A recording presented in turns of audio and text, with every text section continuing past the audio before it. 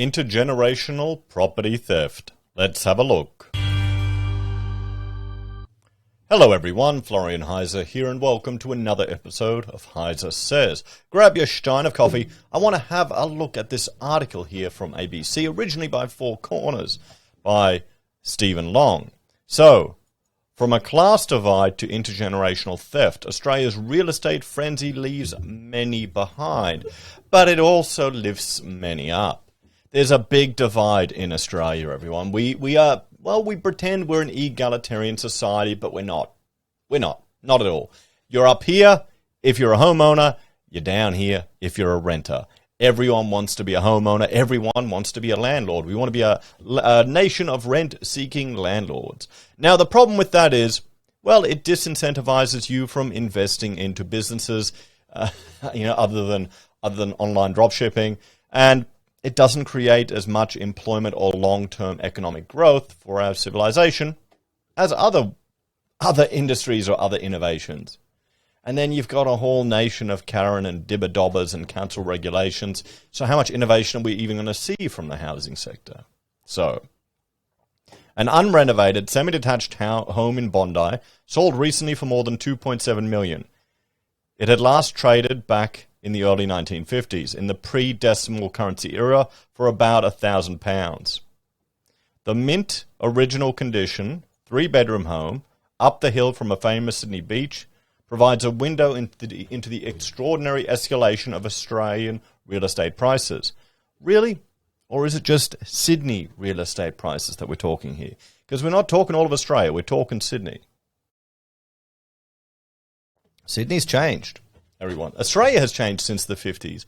Our role in the world and the countries around us have also changed since the 50s. So, had its value merely tracked the rate of consumer price inflation over those 68 years, today that £1,000 would only be worth $37,000. Yeah, but I mean that's kind of a pointless argument.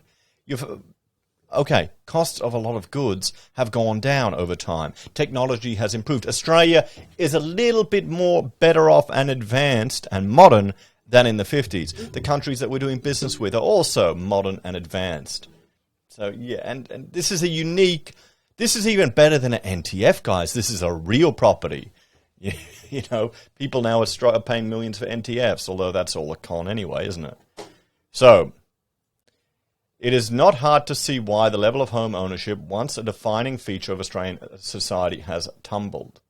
Well, of course, when you're looking at one property in Sydney, we were expecting the magic number to be like $2.5 million to buy it. That's what we heard through the agent, said Rob Stanley, a buyer's agent acting for a couple with a toddler who were interested in the home. When it came to the auction, we were expecting 5 or 6 registered bidders. There turned out to be 17. With that much interest, it just kept going, and the fear of missing out was there. There we go. That's what it all is about. FOMO, FOMO, FOMO, FOMO. Fear of missing out. Greed and fear drives so many financial decisions. Probably drives a lot of political decisions too in our country. I mean, it's nice, don't get me wrong, the stylish pink shower. How do you close that? Did you have to slide something in there? I've never seen that before. I mean, the closest I've seen is at the birthing pool where they can shut it off. Okay, cool. You'd hate to lose that piece. So what are we saying here? That's Bondi, go figure. Some might say, but the skyrocketing prices are widespread. In June, official estimates from the ABS put the average dwelling price in Australia, apartments and houses combined, at $836,000. Prices have continued to rise since then. These are the steepest house price rises in 31 years, said Eliza Owen, head of research at the property data firm CoLogic.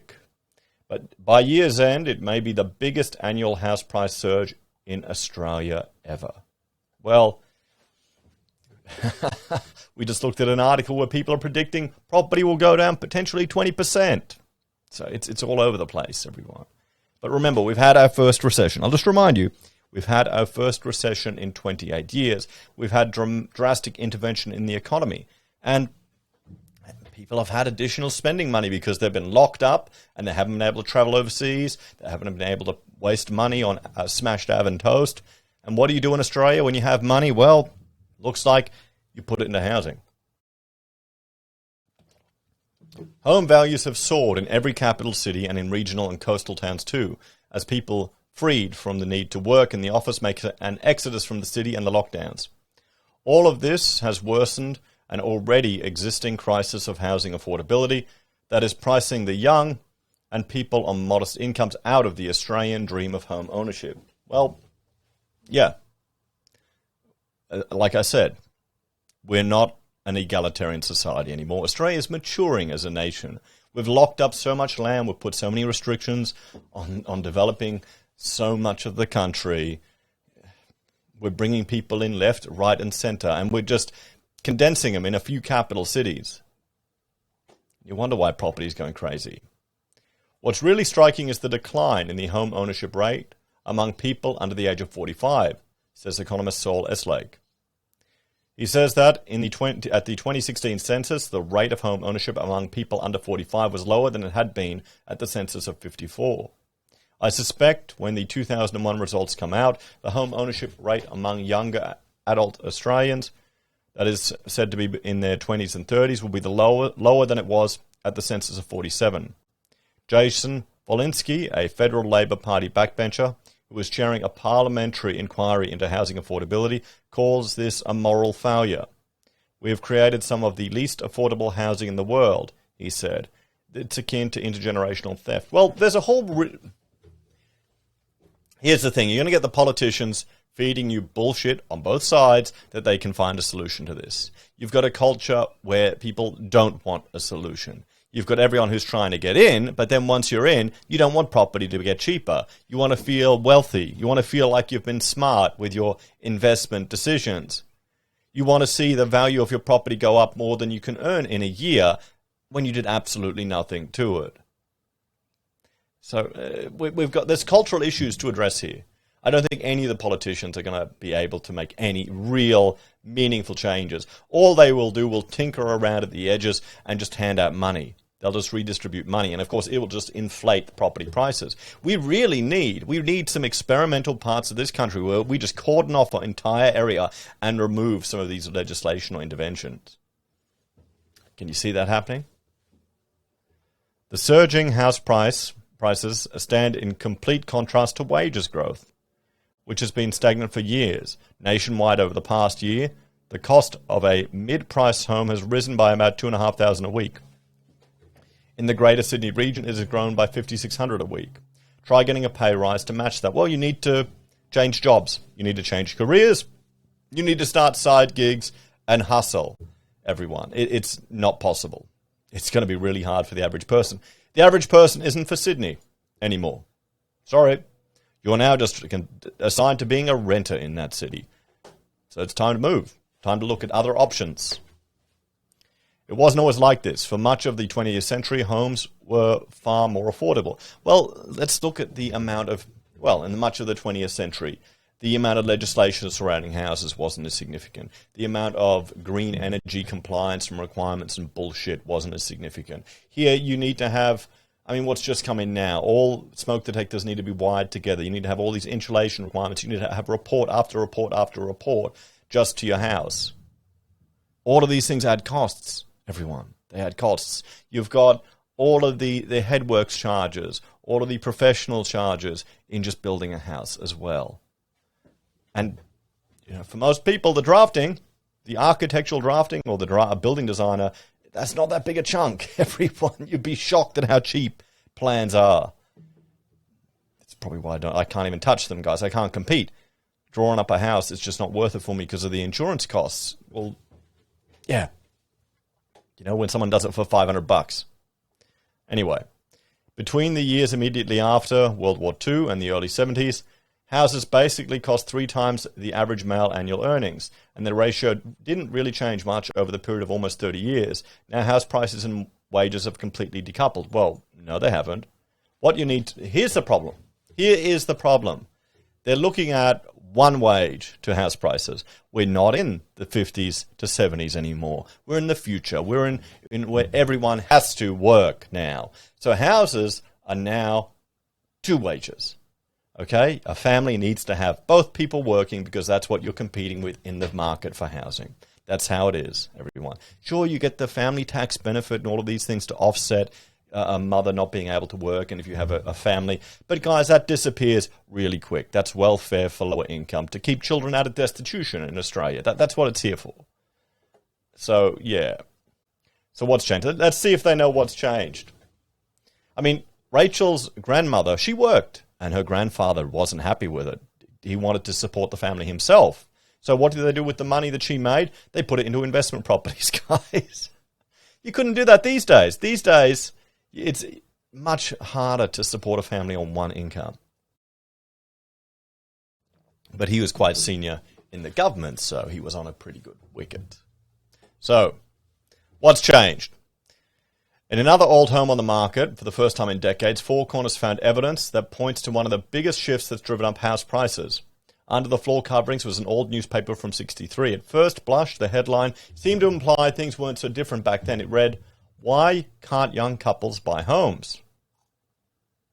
Okay, can we read this? Tens of thousands of Australian couples, many of them with children, are desperately in need of homes. Most of the husbands have good steady jobs and could afford to repay housing loans. In fact, often the loan requirements would be less than the rent they're paying. Read the fine print, though. It tells a different story. The problem was then that the banks were heavily controlled and lending was strictly rationed. First home buyers had to pay huge deposits, up to a third of the value of the property, and banks were extremely conservative about how much they would lend. Not enough cheap money available, the article complained. That all changed in the 1990s because of 2 things: the deregulation of the banking system and the huge fall in interest rates after the crushing of the era of high inflation. So where's the comment that it's husbands here and now it's families? Where's are they going to draw attention to that? That our workforce has doubled, has essentially doubled. That before we even had competition on a global scale with internet technology and being able to offshore, our workforce doubled, so that filtered through to everything else. That's why wages have been stagnant, everyone. Or are we not allowed to talk about that? Is that not politically correct? Am I showing my age? Suddenly, banks were willing to lend people huge sums of money to buy houses, and low interest rates meant people could borrow plenty. In markets with limited supply, the easy combination of easy credit and cheap money has just encouraged people competing for homes to borrow more and more. That's been turbocharged in the COVID-19 era by the lowest interest rates in history. The result is the house prices in Australia have risen by 550% since the early 1990s, with no let up in sight.